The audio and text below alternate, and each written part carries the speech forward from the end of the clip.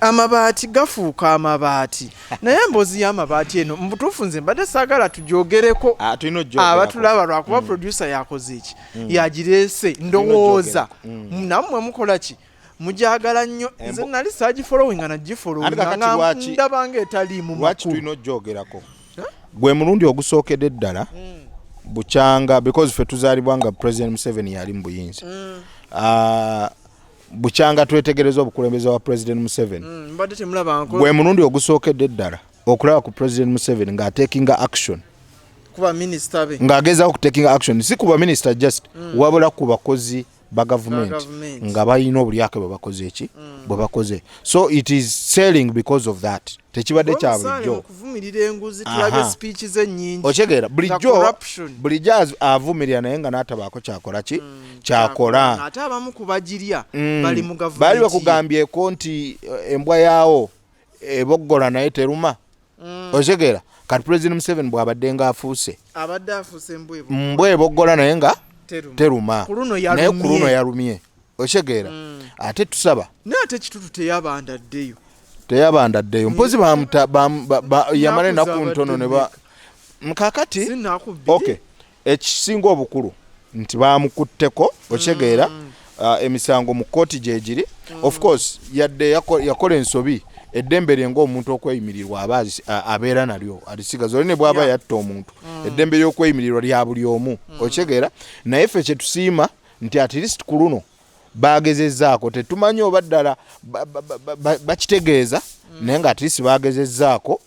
ne bakangamu okyegera buli lw'okikola ne tuwulirako nti minisita Kitutu asibiddwa asuze mu kaduuka okyegera ate si ye yekka ne Amos lugoloobi bamukutte okyegera naye yakwatibwa okyegera era naye era mu kooti okyegera naye mu kooti omusango gyeguli era agenda kukozesebwa mu mabaati okyegera so tusaba President Museveni singa agendera awo teri muntu ayagala kubeera mu kkomera okyegera teri muntu ayagala kubeera mu kkomera naye bagamba nti olunaku lumu mu kkomera okyegera nze yali asuzeeko mu kkomera nkitegeera okyegera kati abantu bwe bategeera nti bwakola ekintu ng'ekyo oba yaani ajja kumaliriza ali mu kkomera ebyobulyake n'obuli bw'enguzi bigenda kukola ki kugwawo. Let me tell you, if you don't act you do not get results okyegera but that he has tried to act now ogenda kutandika okulabanga results zitandika okukola ki singa akibeererezaamu ddala anti ekyo kye tusaba nti buli eyeenyigiramu akwatibwe ekisinga obukulu si kubabonyabona nti amabaati geereeta ewuwe tewulira statements ng'ezo eziri bogus ako kamanyiiro anti ebyo babadde nga babyogera olwokuba bamanyi Museveni talina kyagenda kukolawo buli yali yabamanyiiza nti babba ne bakola ki nasigala nga abatunuulidde kati gwe omuntu eyasoma omuntu omusomi nga minisita Kasaija ng'akola such a bogus statement nze nange nabulabe mabaati nga geereese gwe tolaba nti eyo statement ya kitumbaavu nnyo okyegeera naye ng'ekyo ekyadde kimwogeza ekyo olwokuba bamanyiira nti President Museveni nga bamanyi this is going to be talked about and it will at the end of it all just fade off okyegeera they didn't expect President Museveni to act okyegeera naye kati engeri gye actinze tojja kuddamu kulira statements ng'ezo ez'ekigwagwa okyegeera amabaati getambuza gatya ne geereeta mu compound yo okyegeera kuba kutuwuddisa na kutusiriwaza okitegeera otegeera bulungi gw'oli minisita oyina buli kirungi kikuweebwa okitegeera abaana bo bajjanjabibwa mukyala wajjanjabibwa buli kimu ekirungi ku ssente z'omuwa omusolo okitegeera kati ate omunaku n'akatono ke bagambye nti kano kayambe ku munaku kaddeyo eri abanaku kabakole ki kabayambe era n'osalawo okezze minisita Amos lugoloobi yaddira amabaati ago n'agaseresa ennyumba z'ebisolo bye okitegeera kati abantu abo gw'olaba entegera yaabwe beetya amabaati gano bo basangibwa already nti abantu mu bitundu byabwe bakola ki amasomero gavaako obusolya biki so bo bagagabira abantu ekirungi President Museveni yadde specific n'agamba nti eyagakozesa ebibi eyagatwala nga nga agatwalira community ye okusavinga community ye for example masomero makanisa ki oyo bamulagidde agagule agakomeye kuba newankubadde wagakozesa ebyo ebirungi naye wagakozesa ekituufu naye ng'okozesezza donation enkyamu okitegera donation yali specifically for the people of Karamoja okitegera n'ogatwalira abeewammwe ebushenyi okitegera oba ewewa okitegera ng'ate ab'ebushenyi bali better off compared to ab'eKaramoja kuba ffenna Uganda tukimanyi nti Karamoja kyekitundu ekyasinze okuba obubi mu Uganda olw'okuba kyakosebwa entalo ebiki byonna bwe biti gundi za busubi ezisinga za busubi okitegera okusangayo ebbaati guba mukisa okitegera naddala munda va mu bibuga okitegera kakati president yabadde specific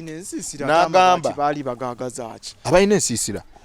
ate amabaati ogateekako gagaana ensiisira ez'amabaati weziri weziri okitegera esirabangayo nsisira y'amabaati ate n'abamu bagamba mbu essubi lisereka okusinga n'ebbaati mu mulembe ogw'edda kubanga essubi omuliro bwe gulikwata oba tokyanyumiza ezo mboozi okitegera ezo emboozi oba tokyazinyumiza okitegera muganange so president Museveni badengamba nti yadde specific n'agamba eyagakozesa ebibye oyo mubbi era newankwadde Amos lugoloobi yabadde already nga asindisa amabaati gazzibweyo ku gundi ku ofisi ya OPM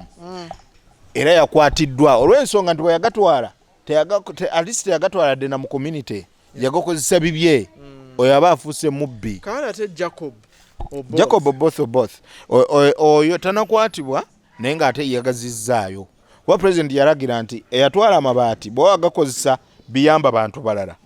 gakomyewo gagule okole ki ogakomyewo naye yagakozesa ebibye oyo akwatibwe kuba yali mubbi prime minister azeeyo Honorable Rebecca Kadaga tebanazzaayo mabaati ate nga Honorable yagambye agenda gazzaayo Honorable Rebecca Kadaga yagambye agenda gazzaayo naye ate ye teyagakozesa bibye teyagakozesa bibye yagawaayo eri community ye kuba agamba nti by the way ye eyo ensonga bamudraginga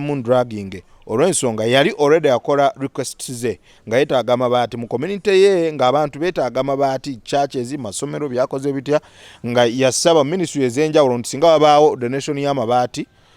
aweebwe omukisa kakati minister Kitutu amabaati ago olwalabika n'amukola ki naye ng'ate minister Kitutu akimanyi nti agamabaati galeeteddwa lwa mulamwa gwa Karamoja okitegera kati ye bwatyo Honorable Rebecca Kadaga bwagwa mu nsonga eyo bwagijjamu okitegera alinga ya settingibwa okitegera so naye ng'ate yagambye yakkiriza nti agenda gazzaayo kale but kyendowooza nga tufundikira ensonga eyo Uganda eno yange naawe minisita naawe wenna tuleke kwegamba kulowooza nti oba simanyi engeri gye nsobola kireetamu mu nfune bulungi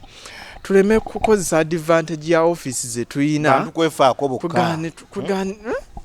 Uganda eno yaffe nawe lumirirwako kubanga twandigaa nti maybe kwota yagitwala 3 quarters n'akola ki n'aziwayo naye ne tuwulira nti amabaati gonna gaakola ki gaagabanyizibwa ate nammwe be baagawa